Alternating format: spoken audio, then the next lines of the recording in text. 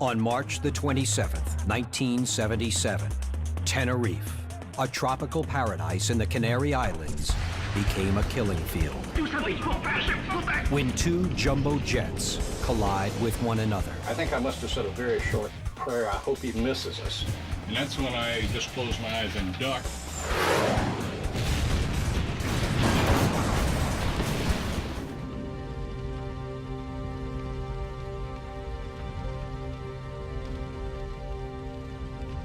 Time stops for those involved in an air crash.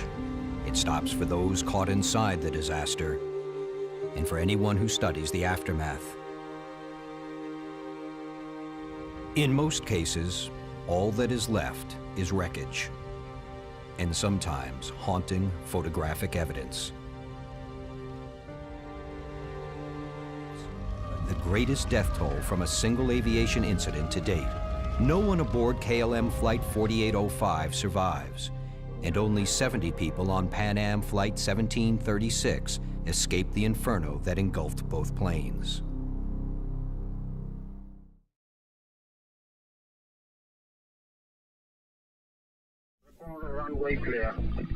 The dialogue we are about to hear comes directly from the transcripts of the tapes recorded that day. When, in the space of an hour, miscommunication, taxiway to your left, impatience, 35 minutes, poor visibility, and technical malfunction culminated in the most deadly aviation catastrophe in history. Probably 50 airplanes that had been diverted there, because this was around 3 in the afternoon on Sunday afternoon. So the whole ramp area was completely congested. Clipper 1736, taxi and exit at the end of the runway and hold a position behind the KLM ahead of him. Our parking area was the 4th position in a line of 4 airplanes. So there were 3 other airplanes in front of us, including KLM, which was directly in front of us. KLM Flight 4805, another 747 carrying 234 passengers and 14 crew members, had also been diverted from Las Palmas to Tenerife because of the terrorist threat. The captain on the KLM is Jacob van Janten, KLM's chief pilot and principal flight instructor. First officer is Klaus Mears, a newly trained co-pilot that Captain van Janten had himself tested on a similar craft just 6 months prior. Behind Mears sits the flight engineer, William Schroeder. Now, crew and passengers on all the diverted aircraft wait at the Tenerife airport, unsure how long a delay lay ahead. The sight of stacked jumbo jets was enough to draw interest from the local residents, one of whom took this, the only photograph showing Captain Bragg's PanAm 747 lined up directly behind the KLM Jumbo. Directly in front of the PanAm Jumbo is KLM Flight 4805 out of Amsterdam, piloted by veteran captain Jacob van Janten. After an almost 3-hour ground delay, the tower finally clears all flights for departure to their original destinations. Gentlemen, be advised that Las Palmas is now open. Unfortunately, the KLM pilot's decision to refuel will result in an additional 35-minute delay for his flight and all those behind him, including the PanAm Jumbo. Finally, at 4:58 p.m., after filling the KLM's tank with an additional 14,500 gallons of fuel, co-pilot Klaus Mears contacts the Tenerife Tower for permission to taxi for takeoff. We require a backtrack on 12 for takeoff, runway 30. Okay, KLM A0, correction, 4805, taxi straight ahead for the runway and make backtrack. Roger, make a backtrack. Because Tenerife's airport is small, departing planes must backtrack to lift off. That means taxiing down the runway to the end, then turning around to take off in the same direction they originally came from. There was a DC-9 in the number 1 position. There was a DC-8 in the 2nd position, or the number 2 position. Then KLM was in the number 3 position. We were in the number 4 position. They gave the clearances, taxi clearance, to the first 2 airplanes, and it was thus that they were to taxi and backtrack down the runway. In other words, they taxied down the runway in the opposite direction of where they're going to be taking off. When you get to the last taxiway on your left, exit the runway and position back. At 4:59 p.m., KLM Flight 4805 begins to taxi down the runway. Approach. You want us to turn left at Charlie 1? Taxiway Charlie 1? Negative, negative. Taxi straight ahead up to the end of the runway and make back track. Okay, sir. A few minutes later at 5:02, PanAm is instructed to follow KLM's taxi down the runway. But unlike KLM, the PanAm flight is to turn off at one of the several taxi exits and wait. This in order to clear the runway for KLM to lift off. It's with these instructions that confusion starts to arise. It is unclear to the pilots of the PanAm flight exactly which taxi exit traffic control intends for them to take. We got the instructions from the tower. PanAm 1736, stay third taxiway to your left. We had just passed C2. If, as some people have contended, we were supposed to take Charlie 3, that taxiway takes you right back into the terminal area. All of the taxiways on that terminal were blocked, so we'd have not been anywhere. We'd have had to just wait there again. Feeling that the Charlie 3 taxiway must not be their intended destination, the PanAm crew calls the tower again for clarification. The third one said 1, 2, 3, the third one. Since their jet has already passed the first exit, in telling them to take the third exit, the crew believes the tower intends for them to exit at C4, the third exit from C1. The other airplane had done the very same thing. It was the logical taxiway to get off the runway on. So we all felt very confident that that was the taxiway that we were supposed to depart the runway on. And then, just when things are teetering dangerously out of control, fate strikes. A thick fog suddenly descends on the airfield. And I looked out the window and I said to Suzanne, we're not going anywhere. I can't even see the number 2 engine, which is the inboard engine. I knew our regulations at PanAm. We would not be going anywhere. It was too foggy. Yeah, we expected to go to the back kind of to hole. wherever we Yeah. had been sitting. The island has a reputation of very quickly fogging in. And the visibility went from unlimited down to 500 meters, which is about 1,500 feet. And we could just barely see the runway in front of the nose. And at the same time, looking for our taxiway that we were supposed to turn off to the left to clear the active runway and to get off the runway and into position back of the KLM. Like many small single runway airports, Tenerife was not equipped with ground radar, allowing air traffic controllers to monitor aircraft on the field. But even as the airfield is enveloped by fog, the decision to go ahead with takeoff remains in place. That particular runway, as most runways are, were very highly painted to give you the center line, and we were barely able to see the runway. And the captain had slowed the airplane down to like 3 knots, just barely moving. We were just beginning to see the curved directional lines to take us off on the Charlie 4, which was the taxiway we were looking for. Having lost sight of the KLM and the PanAm jets, the tower now seeks to get verbal confirmation on the relative location of both planes on the runway. KLM 4805, how many taxiway did you pass? I think we just passed Charlie 4 now. Both cockpit crews and the air traffic controllers are now working outside of their comfort zones. Okay, at the end of the runway, make 180 and report. Ready for ATC clearance. The KLM reaches the end of the runway and turns 180 degrees.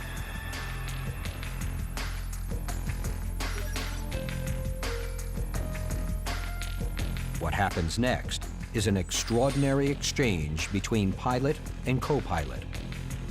This is the KLM cockpit conversation taken from the transcripts. Wait a minute. We did not have ATC clearance yet. No, I know that. Go ahead and ask. This exchange suggests that Von Janten had begun to take off, until his co-pilot reminds him that he did not have clearance. This is an unusual interaction as von Janten, the senior officer, was not used to having his judgment questioned in his own cockpit.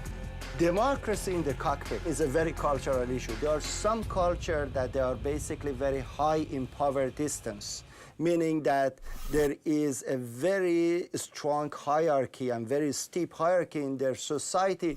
We cannot expect they have a democracy in the cockpit. Von Janten waits impatiently for further instructions from ground control. The KLM 4805 is now ready for takeoff. And we're waiting for our ATC clearance. It's a routing clearance that air traffic control gives the departing plane that basically tells him how to go from one airport, your departure point, to your destination. Report, ready for ATC clearance. But even ATC, or air traffic control clearance, is only a confirmation of the in-flight route to be taken. Clearance to actually take off must be given separately. It is these next few moments of communication between the tower and the two planes that will forever be analyzed. Roger, sir. We are cleared to the Papa Beacon flight level 90. We heard the KLM pilot read the clearance back, which is required. As soon as he finished reading the ATC clearance back, he added a comment that was totally unexpected to us. And we're now at takeoff. Okay, stand by for takeoff. I will call you. But we were still taxiing down, assuming that KLM was going to be holding his position as he was directed to do. And that's when I got on the radio and said, but we're still on the runway. 1736, report when runway clear. Von Janten again begins the takeoff. If there were any further objections in his cockpit, the transcripts do not reveal them. The huge, fully fueled jumbo jet begins to pick up speed. The point of no return has now been passed. When we first saw the KLM airplane, it wasn't of great concern because we knew he was down there. Then I noticed his landing lights were on, and I saw his lights shaking. And then that's when I said, I think he's moving. Is he not here often? Yes, sure. Is he not here often? The Pan American? Javäl. I could see his rotating beacon, and he lifted off. Now, do something. Pull back. I just could not believe that this airplane was taking off, coming right at us.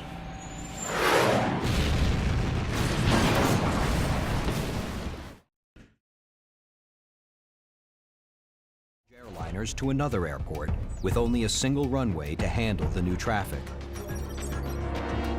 Key radio transmissions cancel each other out, and warnings given 1736, report when runway clear. are never heard. Weather shrouds the airport in fog, and huge planes are forced to maneuver out of sight from one another.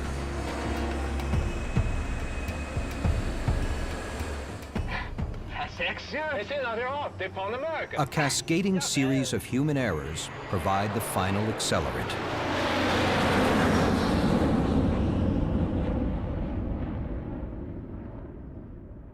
Tenerife is a rather unique, and on the other hand, it's not rather unique, because if you really look, there were many factors that they culminated and caused that catastrophic accident. That's why we characterize accidents like Tenerife low probability but high consequence, because you need to have all those factors, they come together. Aviation Safety Research and Training Program. Dr. Najmuddin Mashkati focuses on human error factors. When you look at the contributing factors of Tenerife, which we were able to identify like 9 or 10 human factors, related contributing factors. At the end of the day, in its core, is a human factors problem. No, I know The that. culture inside the KLM cockpit would prove to be the most closely analyzed set of human errors attributed to the crash. One of the biggest problems that was raised in the case of KLM at the Tenerife was that Captain Van Zanten, because of his personality, he was like a chief pilot, the poster boy pilot for the KLM, and that it was very hard to disagree with him. Cultural factors can play a tremendous role within the cockpit, between the pilot and co-pilot, and between the cockpit and air traffic controller, their interaction. As you see that you are really at the mercy of cultural factors. Jeg ser at they're off. They're Pan American. Ja vel. In 1977, a lethal combination of human error, foggy weather, technological malfunction, and overcrowding on the runway lead to the single most deadly aviation disaster in history. Every event leading to the Tenerife catastrophe could happen again at almost any airport today. Have the broader lessons of Tenerife been fully comprehended 3 decades after the crash?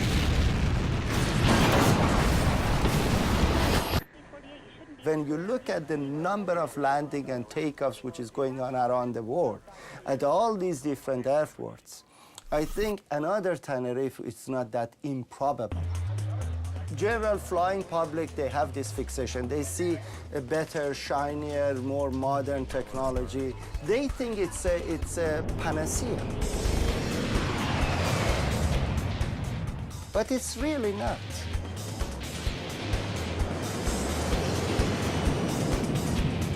If you have fog, if you have airport geometry which is awkward, if you are under the time pressure, if you have a ground radar that's not operating, if you have a problem with situational awareness in your cockpit crew, be careful.